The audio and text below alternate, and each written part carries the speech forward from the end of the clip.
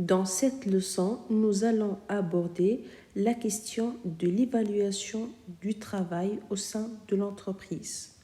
En tant qu'élève, vous devez à la fin de ce cours être capable de distinguer les objectifs des différents dispositifs d'évaluation et d'apprécier leur intérêt tant pour les organisations que pour les individus.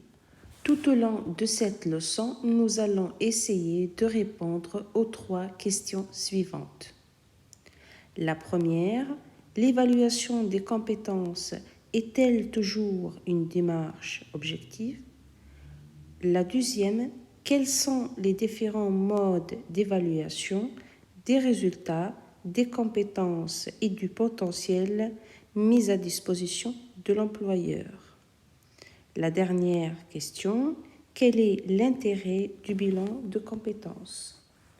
L'évaluation des compétences consiste à recenser les savoirs, savoir-faire et savoir-être du salarié. Elle permet de distinguer les compétences qu'il maîtrise parfaitement, les compétences requises qu'il ne possède pas, les compétences qu'il possède mais qu'il ne maîtrise pas suffisamment et les compétences qu'il a mais qu'il n'utilise pas, c'est-à-dire les potentiels.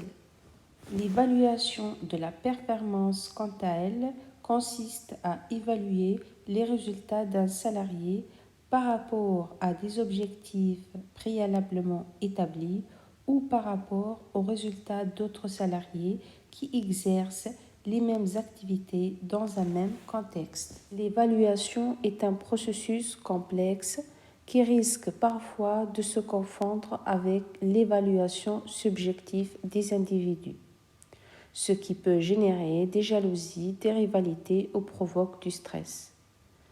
Une mauvaise entente entre un salarié et un manager lors du refus d'une évaluation professionnelle, par exemple, peut être un facteur de réduction de motivation et d'implication. L'évaluation peut être aussi une cause de maladie professionnelle et nuire au bien-être du salarié au travail. Par ailleurs, l'évaluation des salariés est soumise au Code du travail et à la jurisprudence et repose sur des critères bien précis. En effet, l'évaluation doit être objective, c'est-à-dire l'employeur doit juger les compétences du salarié à réaliser des objectifs concrets et non évaluer des comportements où le risque de subjectivité est grand. En outre, l'évaluation doit être transparente. En effet, l'employeur doit mettre en place un système d'évaluation transparent et connu aux salariés.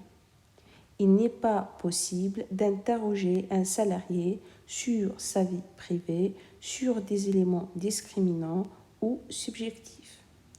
Finalement, les méthodes et les techniques d'évaluation doivent être pertinentes.